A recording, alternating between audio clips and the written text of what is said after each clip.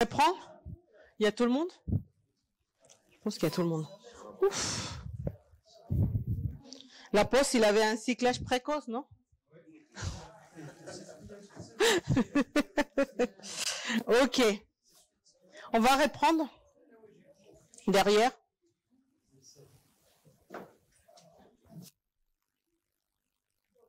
Pressant, qu'est-ce qu'on a réglé? Parce que je sais qu'il y avait des questions sur le tape pour l'instant, on n'a pas parlé de ça. On a réglé quoi? On a réglé l'IPAP. On a réglé quoi d'autre? Non, je ne vous ai pas appris encore.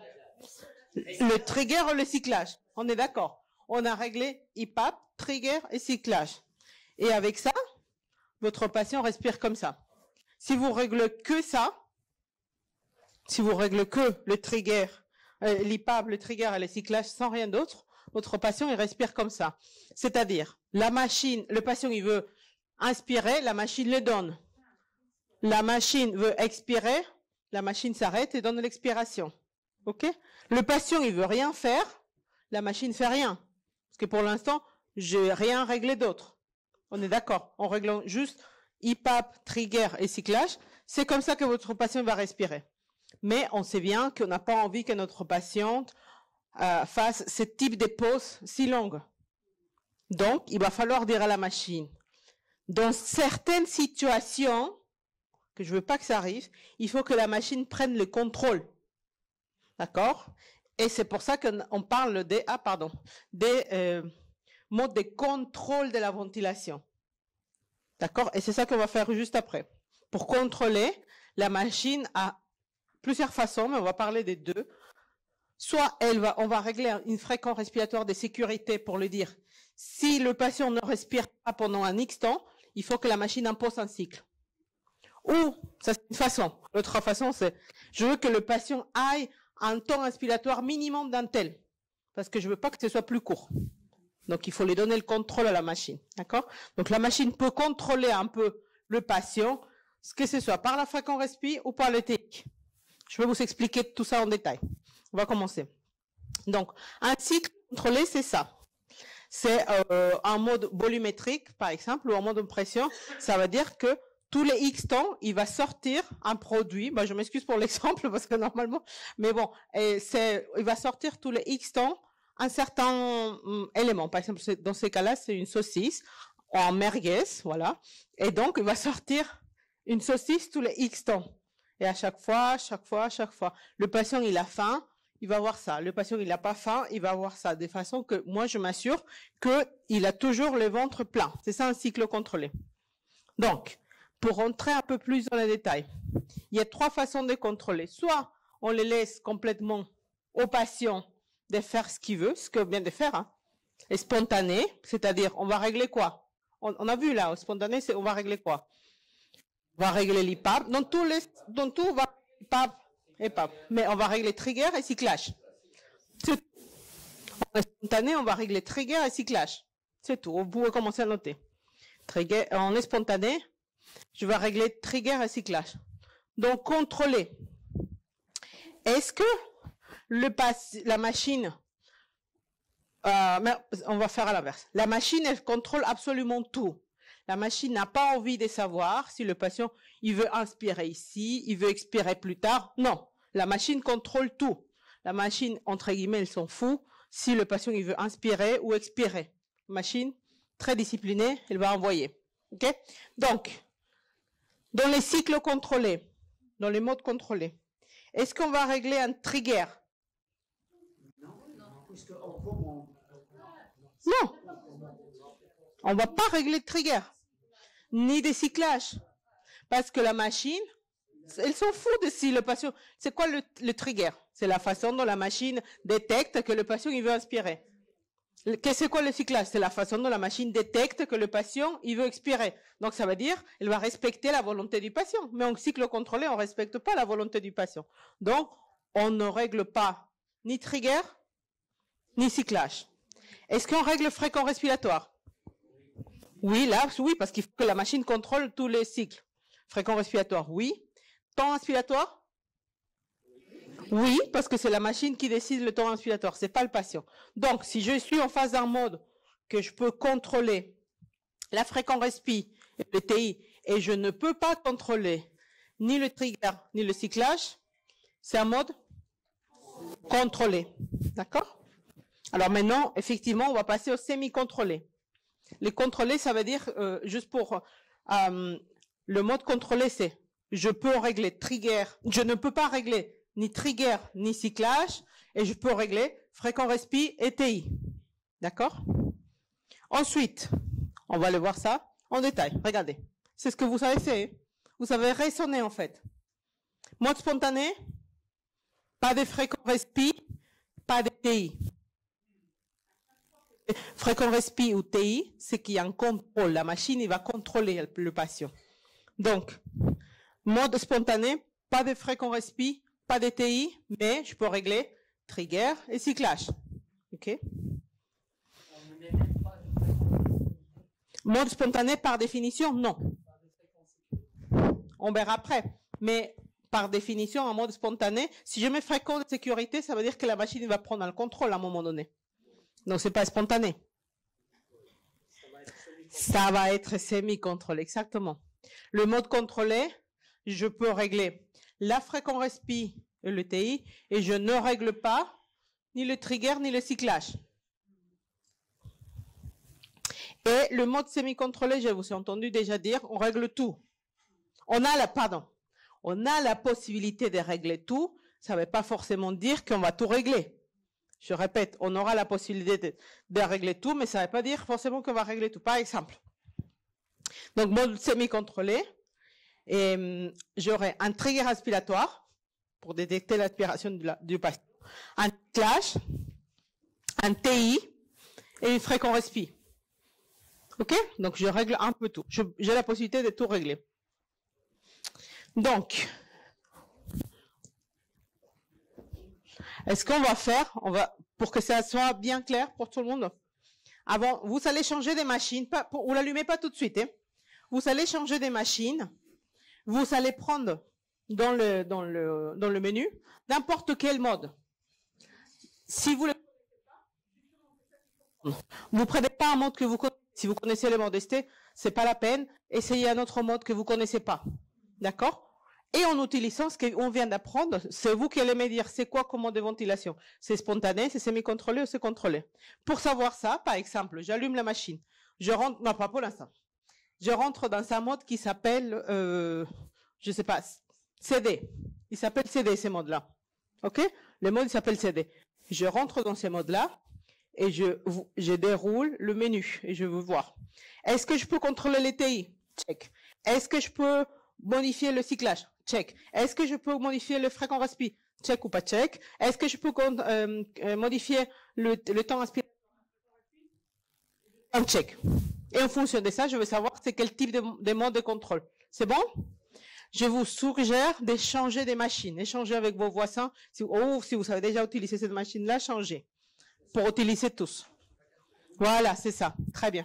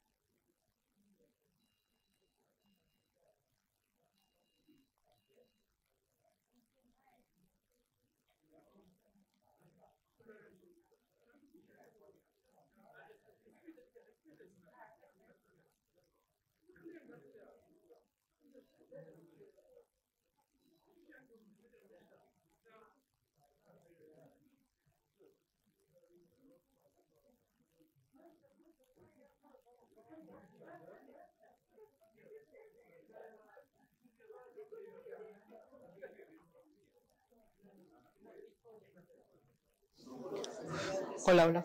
Regardez, est-ce qu'on va faire ensemble, juste quelques secondes ici, si vous...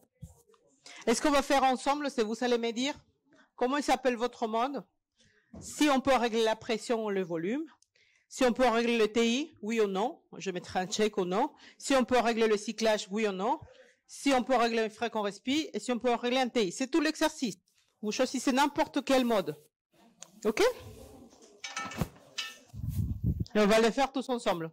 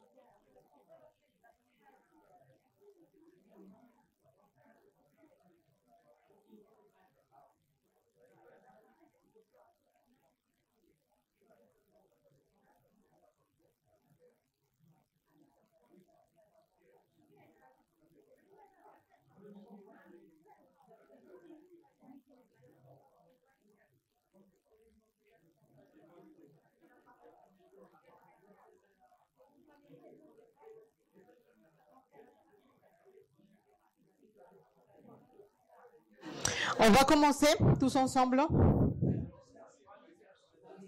On y va?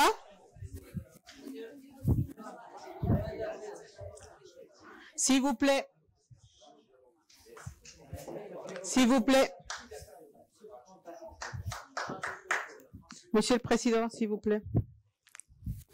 Alors, pour cet exercice, je ne passe pas table portable, c'est fait exprès. Parce que toutes les questions que vous savez, vos collègues aussi se les posent. Donc, je veux que vous posiez vos questions, et comme ça, je donne la réponse pour tout le monde, et non pas table par table. D'accord? C'est fait exprès. Donc, on y va, on commence par vous, pour cette table-là.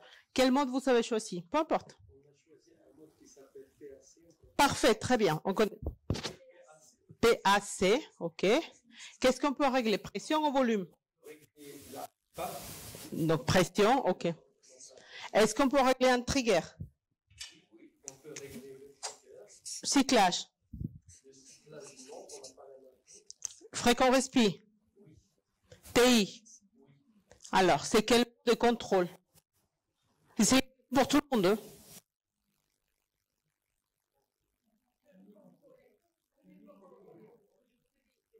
C'est semi-contrôlé. Pourquoi c'est semi-contrôlé?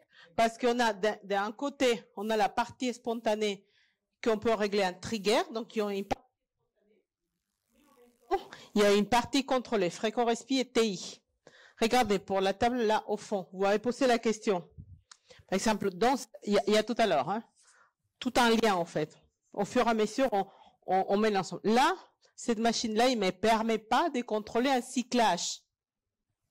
D'accord? Donc, comment la machine va s'arrêter à l'inspiration? Par le TI. Exactement. Par le TI. Il va s'arrêter par le TI. OK? Donc, le mode PAC, regarde, on va les lire ensemble. C'est un mode barométrique qui permet de détecter l'inspiration du patient, qui va s'arrêter par un TI, toutes les fréquences respirateurs de sécurité que vous savez donner au patient. Vous voyez? Et vous savez comment ça fonctionne la machine. Et même si ça s'appelait XY, PBC, peu importe, vous allez vous en sortir si vous faites toujours la même chose. OK? Très bien. Là, au fond, vous savez un autre mode. Vous, oui. Je vous écoute. S s'appelle S. D'accord? Écoutez bien celui-là. Hein. Il s'appelle S. 3 secondes. Appuyez le bouton, le grand bouton pendant 3 secondes en dessous. OK. Donc, il s'appelle, écoutez bien ça. Ça s'appelle S. OK. Et c'est la pression ou volume? Je peux régler une pression? Pression. Je peux régler un trigger? Un cyclage? Une fréquence respi? C'est eux qui vont répondre. Non? TI? TI? C'est eux qui répondent. Hein? Alors, maintenant, tout semble. C'est quel mode de ventilation? Si c'est spontané, pourquoi le TI il est contrôlé alors? Si je peux régler un de ces deux-là, c'est que la machine a le contrôle. Semi-contrôlé, on est tous d'accord? Mais il s'appelle comment? Non, il s'appelle S. Il s'appelle S. Donc c'est pour ça que je dis, on oublie les noms. Pour déduire comment on fait ça. En fait, ils sont récents. Je vous explique pourquoi les fabricants, il a appelé spontané. Il a appelé spontané parce qu'en fait, il n'y a pas de fréquences de sécurité, tout simplement. Mais il veut avoir une garantie inspiratoire. Mais ça, c'est contrôle. Ça, c'est donner un contrôle à la machine. Donc, c'est pas un spontané pur. OK? Ici, vous savez un mode? S'écoute. T, il s'appelle T. On va tous écouter, s'il vous plaît. Est-ce que je peux contrôler une pression ou volume? Pression. Est-ce que je peux régler le trigger? Non, c'est eux qui doivent voir dans la machine. Non, regardez dans la machine, dans votre écran. Est-ce que vous pouvez regarder? Non. Non, pas de trigger. Pas de cyclage. On n'a que la pompe inspiratoire. OK. Est-ce qu'il y a une fréquence respi? Regardez bien.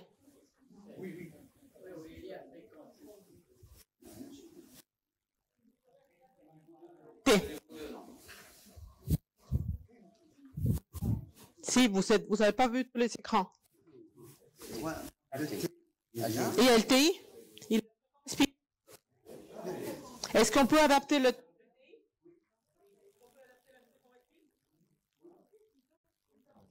Donc, fréquent respi et TI, oui. Parce que vous m'avez dit non tout à l'heure. OK. Alors, c'est quel mode? Contrôler. On est tous d'accord? Vous êtes sûr? Mais il faut être très sûr. OK. Vous ne laissez pas embarquer. Hein. Je fais exprès pour savoir si vous êtes sûr. Alors, à l'autre mode, là, derrière.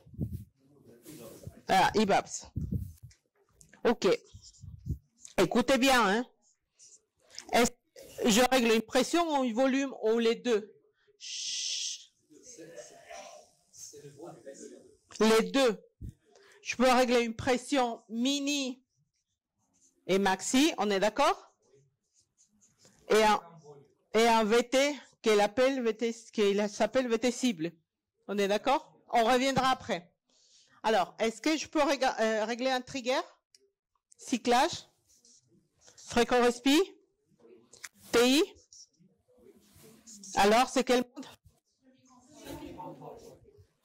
Semi-contrôlé. Alors, on va essayer d'expliquer comment ils fonctionnent ces machines. D'accord? Cette machine, en fait, il s'appelle IBAPS. On va oublier les noms. S'il y a une pression mini et une pression maxi, ça veut dire que la machine... Je peux? D'accord.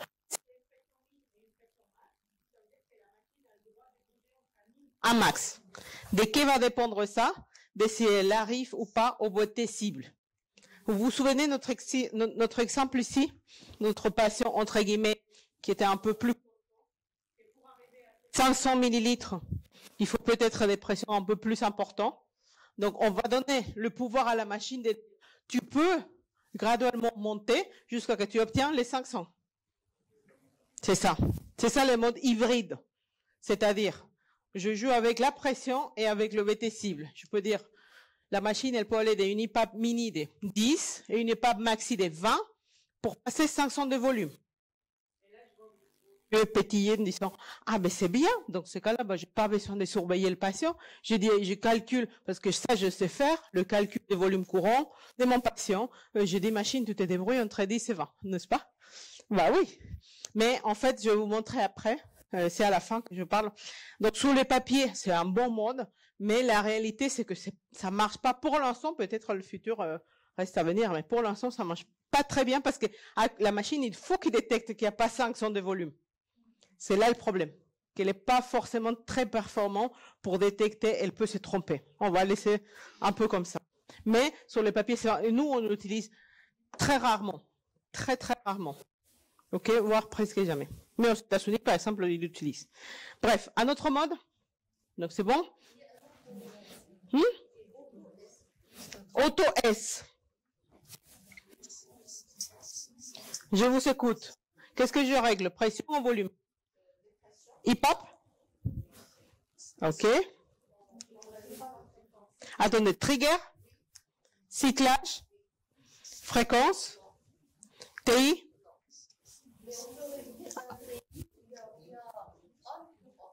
Voilà. Donc là, il me dit qu'il y a une façon de mettre TI on ou off. Donc ça veut dire que si je désactive le TI, ça sera une vraie spontanée. Parce que s'il n'y a pas de TI, c'est vraiment une spontanée.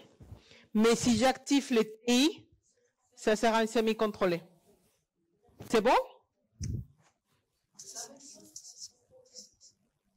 Oui, probablement. Un autre mode là? Oui, je vous écoute. Ah oui, vous restez classique. Allez, pression, volume. Pression. Trigger. Cyclage. Fréquent respi. Fréquent respi.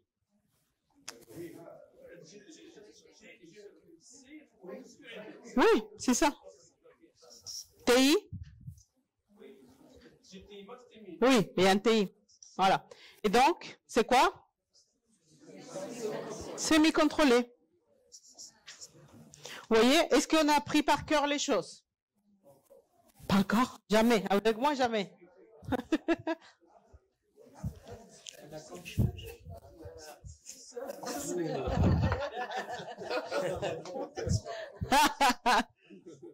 Je vais m'asseoir avec lui, là.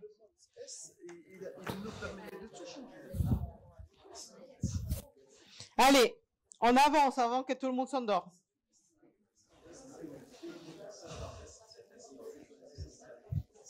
C'est bon? Donc vous avez vu, on n'apprend rien par cœur. Hein? On déduit les choses. En fait, n'est-ce pas? On déduit les choses. Dans nos rêves, parfois, mais on déduit. Ok, on avance. Maintenant, le TI. Pour répondre, comment on va calculer, quel TI on va utiliser? Parce que là, il y avait des questions, le TI. En fait, le TI, on va les calculer en fonction à quelque chose de physiologique qu'on sait, c'est le rapport I sur E, c'est-à-dire le temps inspiratoire par rapport au temps expiratoire. Parce que ça, physiologiquement, on connaît, c'est 1 sur 2, physiologiquement, ou 1 sur 3 si c'est le BP. On est d'accord? Et donc, pour une fréquence respiratoire à 12, ça, il faut que je l'écris. Parce que là, c'est très bien, c'est très joli là, mais il vaut mieux le dire comme ça. Là, j'ai besoin des calculatrices, s'il vous plaît, parce que je ne connais pas les chiffres par cœur. J'ai horreur d'apprendre les choses par cœur. Je déduis tout. Donc, on va dire qu'on a une patient, et c'est comme ça qu'on va calculer. On va dire qu'on a une fréquence respiratoire à 12. Et que pour ce patient-là, j'ai besoin d'un rapport I sur E, on va dire c'est un BPCO.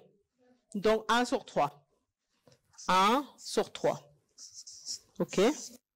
J'ai cette information-là. C'est comme ça que je calcule. Après, je veux dire la façon simple, mais je vous apprends la façon académique de le faire.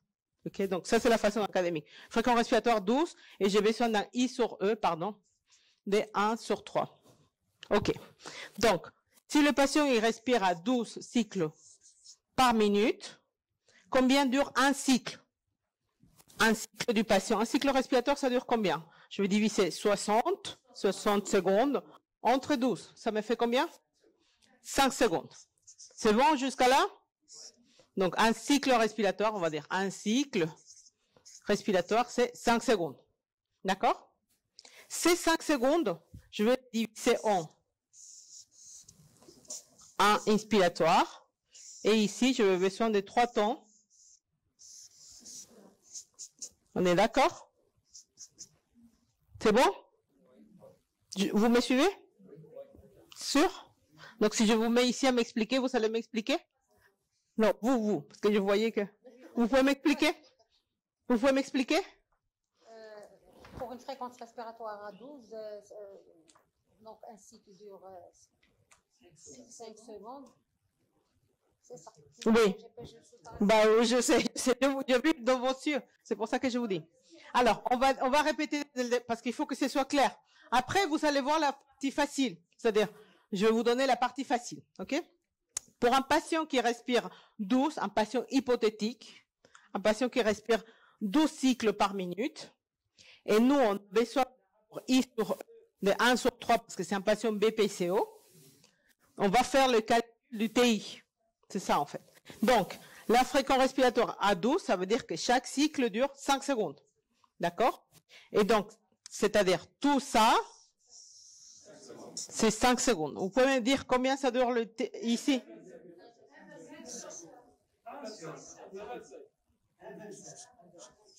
Il faut diviser 5 entre 4. 1,25. Et le temps expiratoire? Merci. D'accord. Donc, vous voyez, c'est comme ça qu'on calcule le TI. Et donc, je sais que ce patient-là, j'aurais besoin qu'il fasse un TI autour de 1,25 pour une respiration à 12. Après, si le patient ne respire pas à 12, le patient, il respire, je ne sais pas, dites-moi un chiffre. Non, mais il va me tuer. Je fais pareil.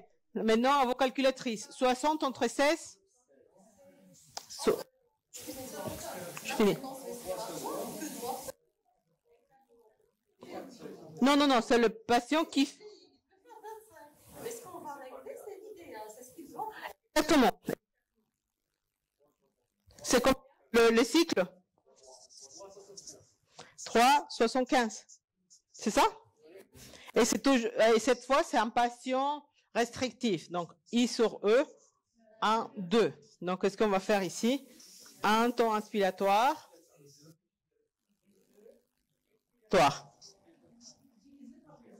Donc, ça, il faut le diviser par 3. Bon, c'est coïncidence, hein, mais bon. Et là, 2,5. Ça, c'est le temps inspiratoire. C'est bon, vous suivez? Je vous ai mis 2 exemples, comme ça, vous savez. OK, donc, vous voyez, il y a 25, bon, c'est une coïncidence, hein, parce que je vous ai mis 2 patients comme ça. Donc, c'est comme ça qu'on doit calculer. Vous voulez la méthode rapide? Oh non, vous faites les calculs à chaque fois. Mais il faut savoir ça. Et on est paresseux, ça j'ai bien vu. Hein.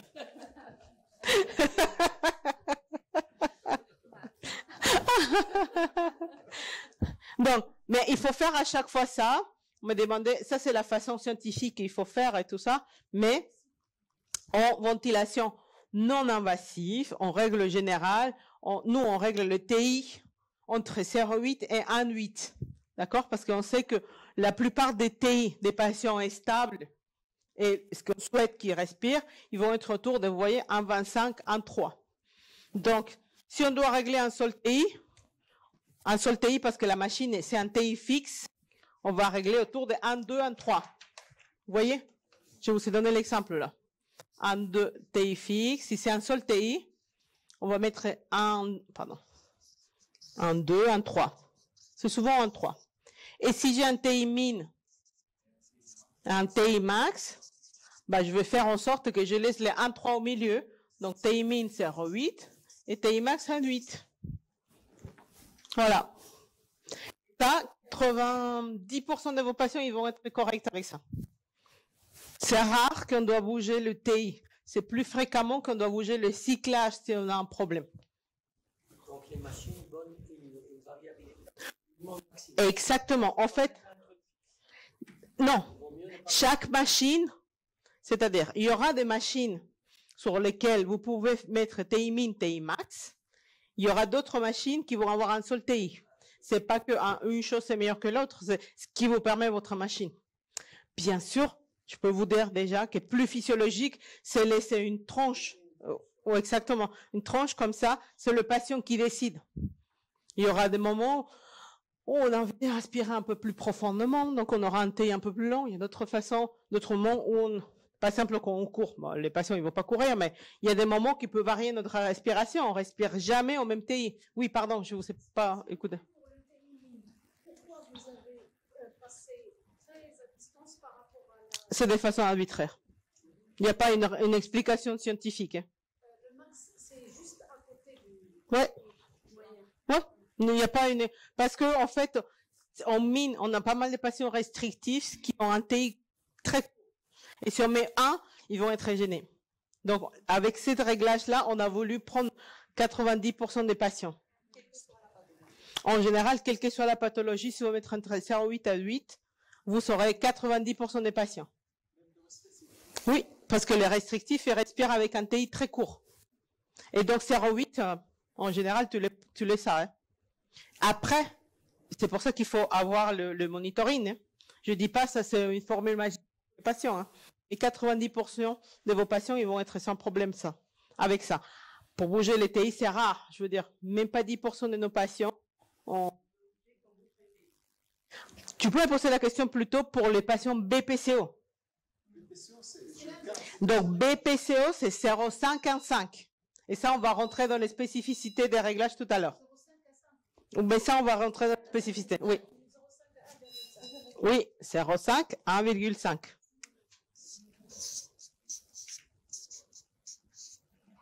Voilà. Mais c'est pour ça qu'on va faire, si on a le temps, là, parce que là, il me reste 30 minutes. Allez, on va courir. OK. C'est bon jusqu'à là? Ensuite, qu'est-ce qu'il nous reste pour régler? Il nous reste, ah bon, ça on l'a fait. Qu'est-ce qu'il nous reste pour régler? La PEP. Pour l'instant, on n'a pas parlé de la PEP.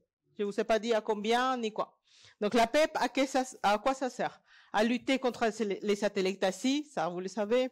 Recrutement alvéolaire, ça c'est plus en réanimation. Mais surtout, lutte contre l'autopep, dans les cas de BPCO.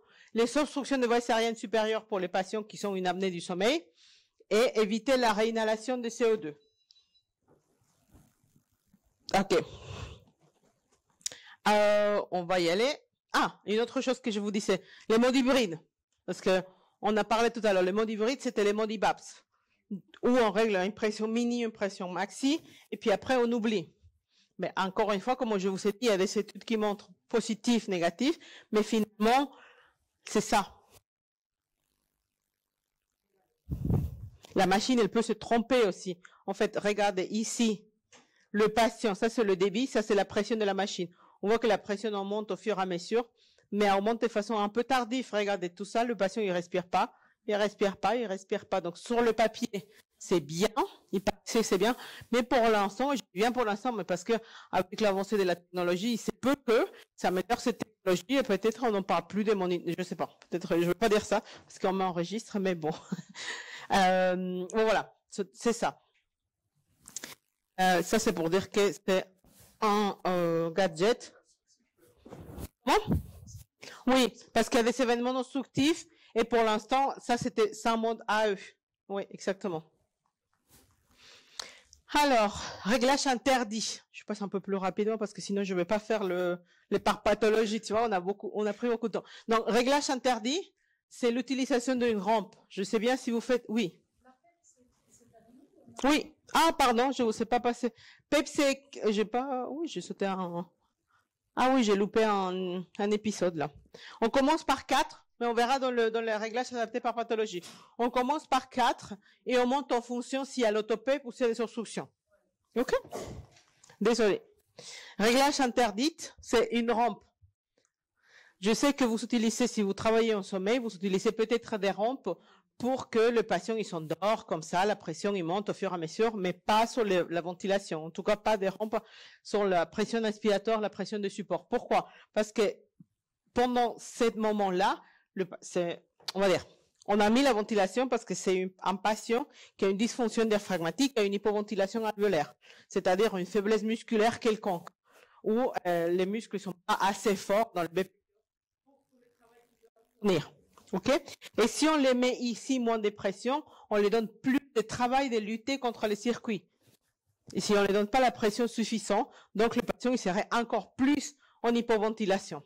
Donc, c'est interdit de mettre une rampe, surtout de la pression de support, en ventilation. Et c'est bon? On a fait tout, en fait. Cette dernière partie, c'est un peu plus rapide, mais on a tout fait.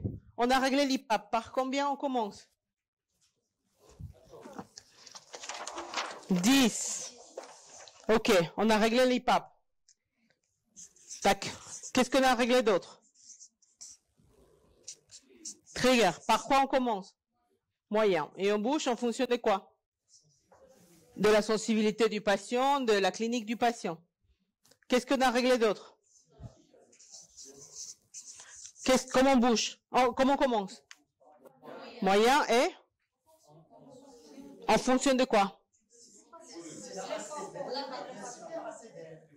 En fonction du patient. Mais si le patient il n'est pas clair, ils ne nous disent pas, on regarde le volume ou TI. Volume et TI. Je mets ici, on regarde volume et TI. OK? Là, on regarde le patient. Là, pour régler l'IPAP, on regarde quoi? Si on a obtenu le volume ou pas. C'est ça?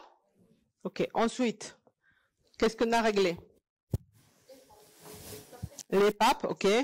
Ça, j'ai passé très rapidement, mais on a dit qu'on commence par 4 et on bouge en fonction des obstructions de voies aériennes supérieures ou autopep. On augmente dans ces cas-là. On verra un peu plus en détail, juste après. Ensuite, qu'est-ce qu'on a réglé? TI. Et le TI, comment on règle? Soit si c'est fixe, on va mettre autour de 1, 2, 1, 3. Ou soit si c'est mini-maxi, c'est en 8 en 8 pour tous les patients. Sauf peut-être pour les BPCO qu'on va mettre. Vous savez tout. Vous-même aussi. Hein? Et les modes de ventilation, on va continuer. Les modes de contrôle. Comment on sait si c'est spontané, semi-contrôlé ou contrôlé? Spontané, qu'est-ce que je... Et cyclage, ok. Et contrôlé?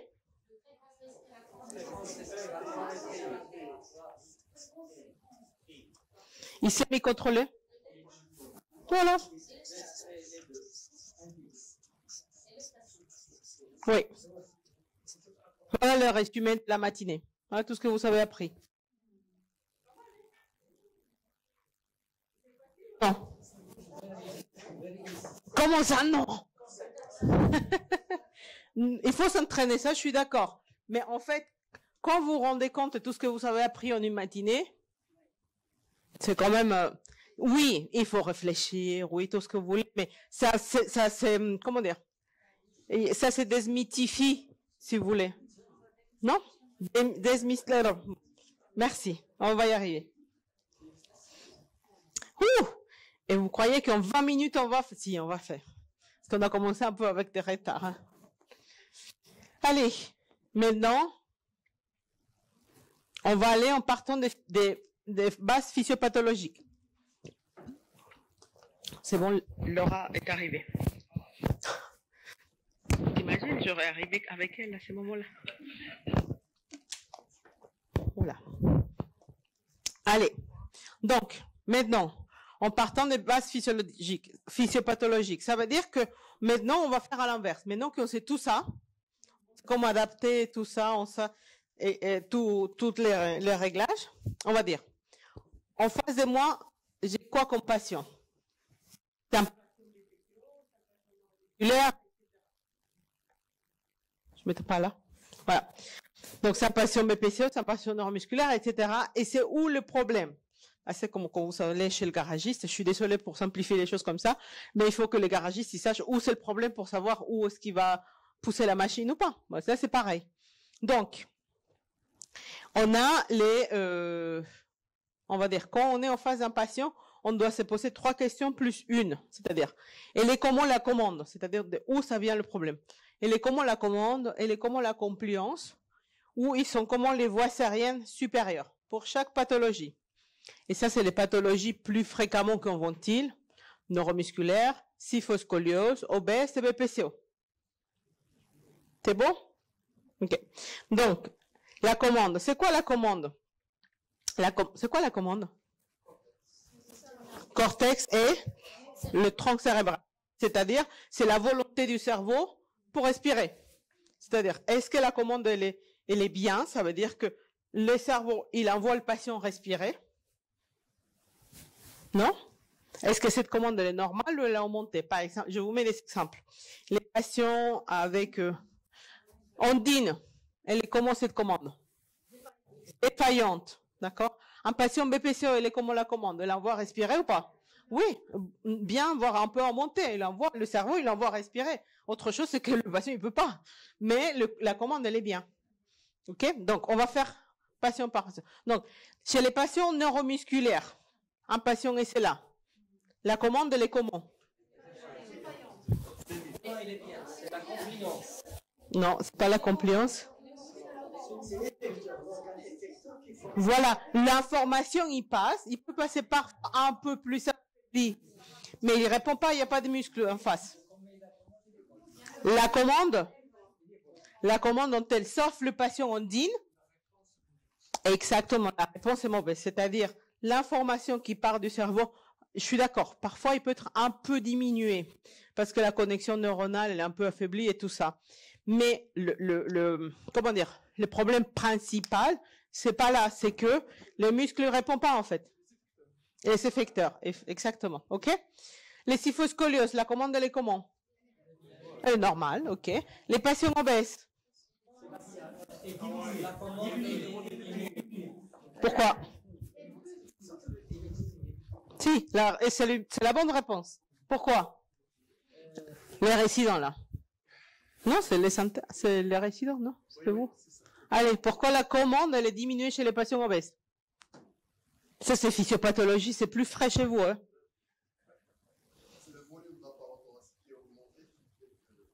Tu me parles là en bas. Je te dis la commande, là en haut. Pourquoi elle est diminuée? On va les faire souffrir aux résidents.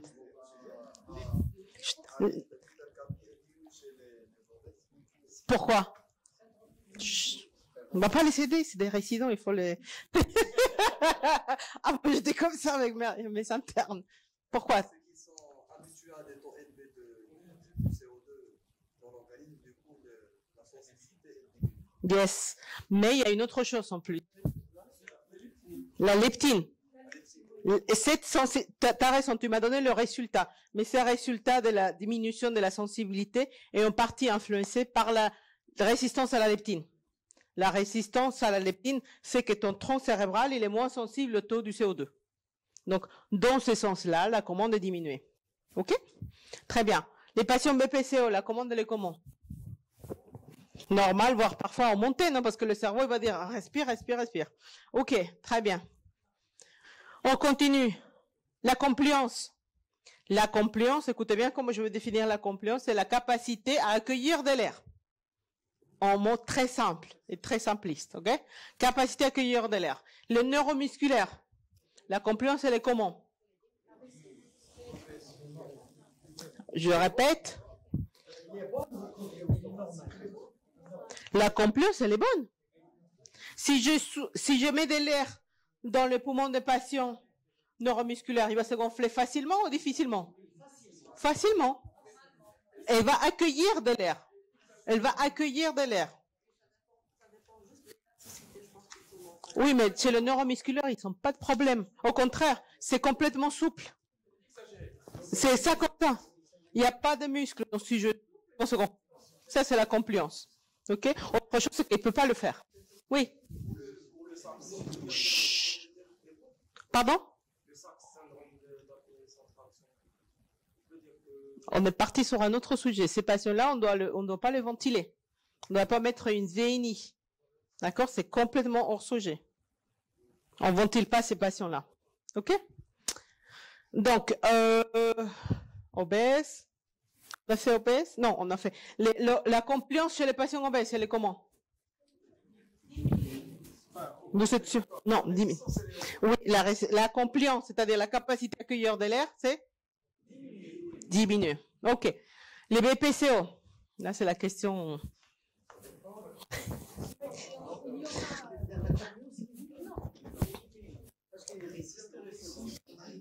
En fait, effectivement, ça dépend un peu des patients, mais pour l'exercice de la ventilation, on va dire que la compliance, elle est diminuée. C'est-à-dire la capacité à accueillir de l'air, elle est diminuée.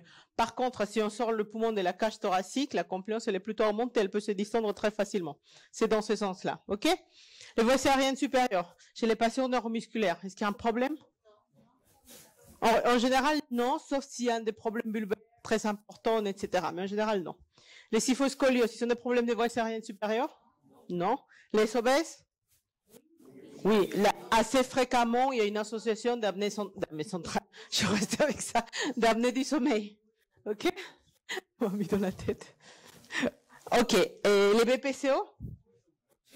Il y en a certains, mais c'est pas tous les patients. Hein. L'overlap syndrome. Ensuite, les parenchymes. Les parenchymes chez les patients neuromusculaires, ils sont comment? Elle est comment? Normal. Les parenchymes chez les patients syphoscoliose? Obèses? Si, oui, syphoscoliose, c'est normal. Parfois, ils font des infections, des atelectasies, oui. Oui, parfois, ça peut arriver, oui. Ça, je vous l'accorde. Les patients... Ah? Les obèses aussi sont des atelectasies. Et les BPCO, le parenchyme? Catastrophe. Bon, regardez. On va voir tout ensemble, tac, tac, tac, et maintenant photo. Je sais.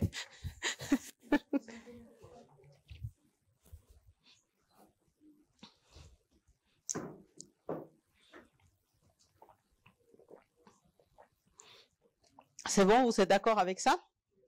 Regardez bien. Maintenant, parce qu'il faut connaître, il est où le problème? D'abord, maintenant, on sait. Pour chaque pathologie, on peut identifier, il est où le problème qui fait que ce patient, il doit être ventilé. C'est bon? Donc, chez les patients neuromusculaires, la commande, ah oui, j'ai oublié de vous dire, la commande est un peu abaissée pendant le sommeil. C'est pas qu'il est abaissé, sinon que c'est pendant le sommeil. Là, les secteurs que vous parlez, ils sont encore plus diminués. Ok? Donc, chez les patients neuromusculaires, le problème c'est là. Chez les patients syphoscoliose, c'est quoi leur problème? La compliance. La compliance qui est très diminuée. Chez les patients obèses, c'est où le problème? La commande? Tout, oui, c'est vrai. Tout, merci. Et la compliance, les voies cériennes et aussi un peu le parenchyme. Et les BPCO? Tout. Sauf la commande qui est élevée, non? Mais la compliance est abaissée, les voies cériennes sont normales et les poumons sont très pathologiques. C'est bon? Maintenant, on oublie un peu ça, on va réfléchir. Je vous amène à réfléchir. Si j'ai un problème de la commande, c'est-à-dire, si mon cerveau, il m'envoie pas à respirer, comment je peux compenser ça avec la machine? Qu'est-ce que je dois mettre? Contrôler une fréquence respiratoire. Si c'est le cerveau qui m'envoie pas à respirer, bah, je vais donner une fréquence respiratoire. Good? Bah, très bien, vous voyez. Si le problème c'est la compliance, c'est-à-dire ce thorax n'accueille pas facilement de l'air, avec quel paramètre je pourrais jouer? L'IPAP. Si ça se gonfle pas, il faut que je mette un peu plus d'air. Il faut pousser plus fort ou plus de temps.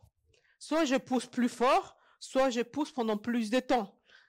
Regardez, un patient neuromusculaire, c'est comme un ballon d'anniversaire. Vous avez vu un ballon d'anniversaire qu'on utilise dans les fêtes infantiles, voilà.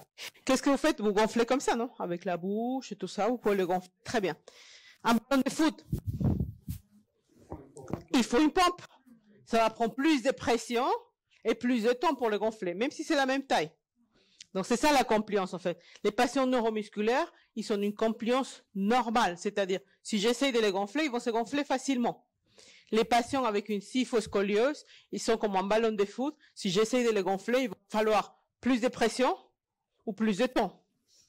Très bien. Ensuite, si j'ai un problème de voie cérienne supérieure, avec quel paramètre je peux jouer?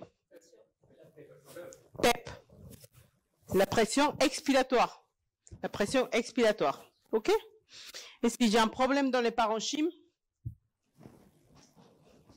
là c'est un peu difficile, mais bon. Oxygène. Très bien. Monsieur le... On ajoute l'oxygène. Et une autre chose, c'est à l'autopep. Là.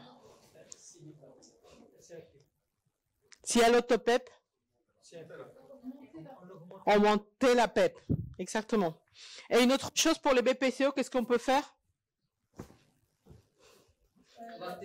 Le TI, plus long ou plus court?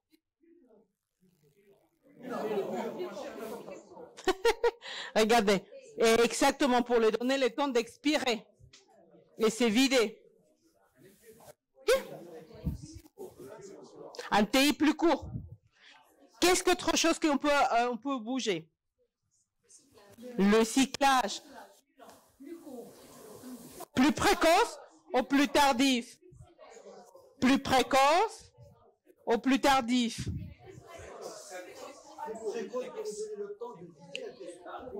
Bravo à vous, je m'en vais. Oh là là là là. En plus, c'est l'heure de manger, c'est parfait, très bien, c'est ça. Donc, vous avez vu? Maintenant, vous savez adapter les réglages en fonction des pathologies. Vous le savez? Tout ce que je vais vous donner, c'est pas pour apprendre par cœur. Alors, on fait un petit récapitulatif. Si c'est un problème des commandes, je peux jouer avec la fréquence respiratoire. OK? Dans le sens où quand la commande c'est ABC. Par contre, ça j'ai oublié de dire, c'est pour ça qu'il y a le récapitulatif, si le patient il a soif d'air, cette commande elle est plus augmentée, il faut le donner tout de suite une pente plutôt rapide. Vous vous souvenez? Donc s'il y a une commande qui est plutôt augmentée.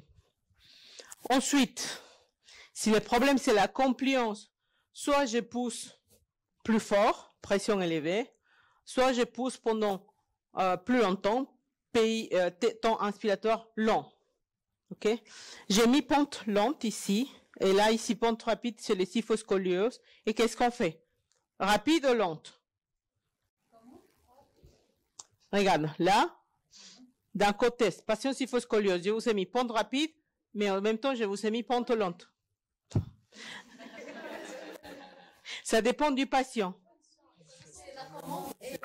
Mais c'est le même patient. Le patient kyphoscoliosis, il peut avoir le problème. On voit en fonction du patient, exactement. D'ailleurs, je pense que la pente, je ne vous ai pas dit, mais on fait moyen à 200 millisecondes. J'ai oublié, vous pouvez noter pente inspiratoire. On commence à 200 millisecondes. Si, je vous ai dit, si, c'est écrit. Bon, pente inspiratoire, on commence à 200 millisecondes. Si le patient, il a soif, il dit qu'il veut un peu plus rapidement, qu'il ne reçoit pas rapidement, on le met plus lente, vers 150 ou en pente mini. Et si vous voyez qu'il y a un problème de tolérance, vous le mettez un peu plus lente. Oui. Oui, exactement. 1 sur 2, voire 1 sur 1,5. Ouais, c'est ça. Oui. On peut descendre à 1,5, oui. Voilà, qu'est-ce qu'on fait alors? Pente lente ou pente rapide? Bon, ça va dépendre du patient, en fait. En général, je commence par 200. Et si je vois qu'avec ça, le patient, parce qu'ils ont besoin de beaucoup de pression, hein, attention. Si je vois qu'avec ça, il n'est pas confortable, mais je vois qu'encore, je dois monter encore la pression parce qu'il est encore hypercapnique, etc., ou parce que j'arrive pas au volume, je mets un peu plus lente. Et si je vois qu'il a vraiment envie de respirer, je peux mettre la pente un peu plus rapide. Attention, quand vous mettez trop rapide, c'est ça que je passais, il y a un effet de rebond qui peut se passer chez les patients kyphoscoliosis. Si vous mettez quelque chose de plus rapide, vous essayez de gonfler trop rapidement, il se dégonfle rapidement. Donc il faut vraiment trouver l'équilibre avec ça.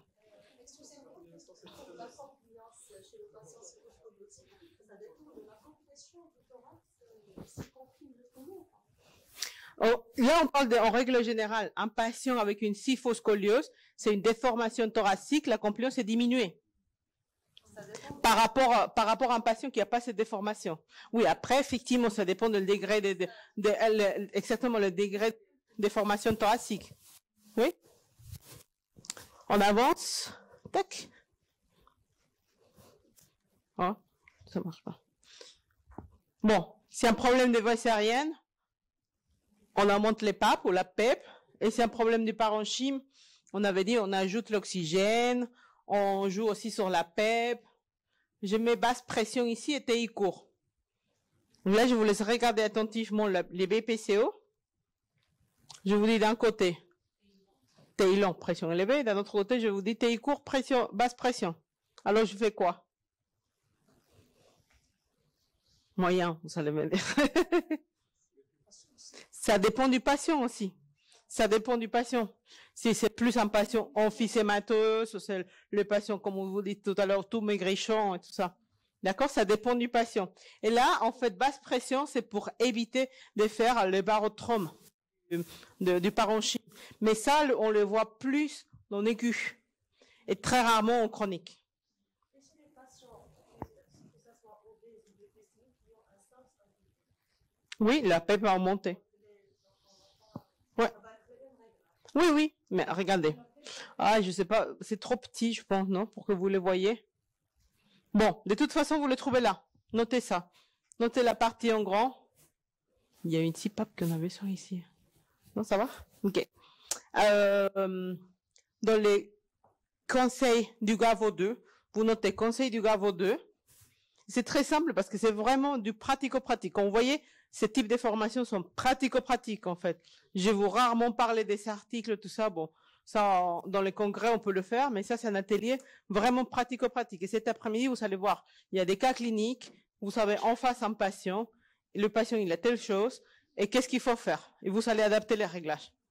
C'est ça qu'on va faire avec Laura. OK? Donc, dans ces documents-là, vous savez absolument tous les réglages. On va aller au fur et à mesure, regardez. Mais moi, je vois pas, mais bon. Pour les patients neuromusculaires, vous vous souvenez, c'était où le problème des patients neuromusculaires? Un peu la commande. Non, la compliance, c'était normal, on avait dit. La commande. La commande. Donc, pour la commande, pour le traiter, si mon cerveau ne m'envoie pas respirer, qu'est-ce que je dois mettre? Donc, chez les patients neuromusculaires, si vous voyez ici, je vais mettre ici. Bon, on ne voyait pas, non? Attendez. On va faire... Attendez, parce qu'il faut que vous...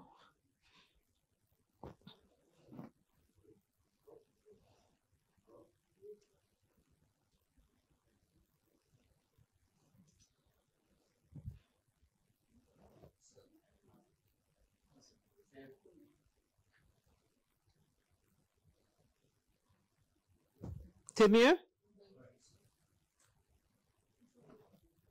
Voilà. Bon, oui, c'est vrai que la qualité, là, se voit nickel, mais ici. OK, donc chez les patients neuromusculaires, vous vous souvenez, le problème, c'était plus, ici, ça, c'est fréquent respiratoire. Donc, c'est la commande, vous voyez, c'est un tout petit peu plus élevé. D'accord? On peut commencer à 12, mais après, on passera à 16, 20. Une aide minimale des 6, là, on parle en aide, minimale des 6, ah, welcome. Aide minimale des 6 pour une PEP à 4. En général, il n'y avait pas de problème des PEP, non? Chez les patients neuromusculaires. Non, sauf une attente bulbaire. Donc, vous voyez, aide minimale à 6, une PEP à 4, une fréquence respiratoire qu'on peut commencer à 12, mais on sait qu'on va passer un peu plus haut. La pente 200, et puis le cible, en fonction de la tolérance du patient, on va le mettre plus lente si le patient ne tolère pas très bien la pression. Le cyclage et les triggers moyens. Commençons moyen. C'est rare qu'on bouge le cyclage et les triggers. Les triggers, oui, pardon, le trigger, peut-être qu'on peut le mettre comment? Plus sensible ou moins sensible?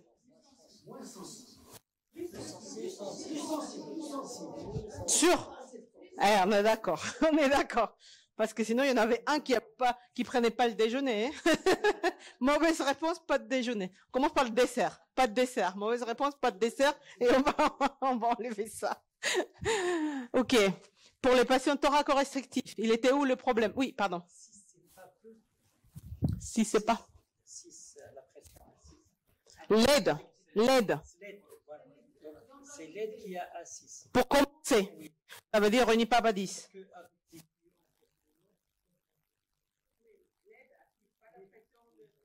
Oui, c'est ça.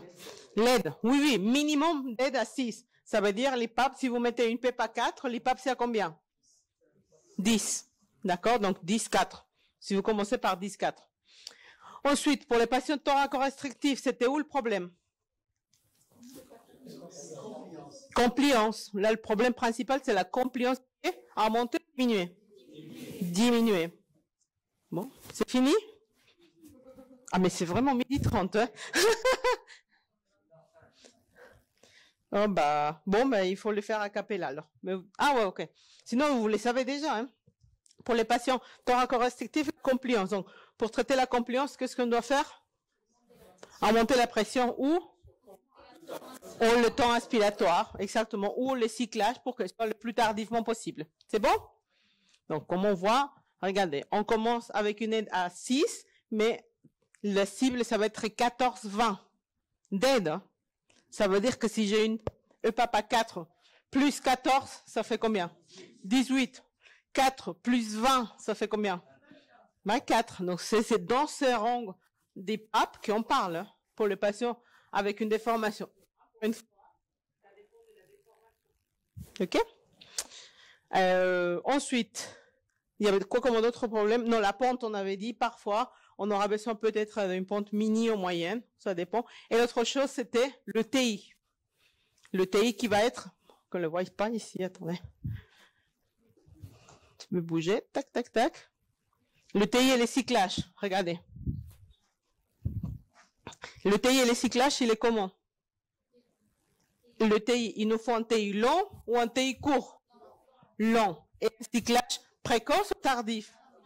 Tardif, vous le voyez là. D'accord? Et vous cherchez un cyclage tardif pour les patients restrictifs. Ensuite, pour les patients SOH, il était où le problème? Tout, voilà, comme ça. La commande était comment? Diminuée. Ensuite, la compliance, elle était diminuée. Les voies céréales, obstruées.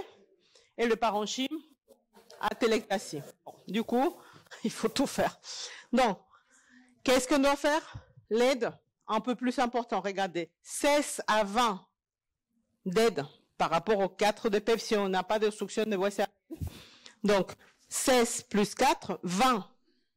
Ça, c'est l'objectif. On commence toujours avec au moins 6 d'aide, mais on voit déjà que l'objectif, c'est plus haut.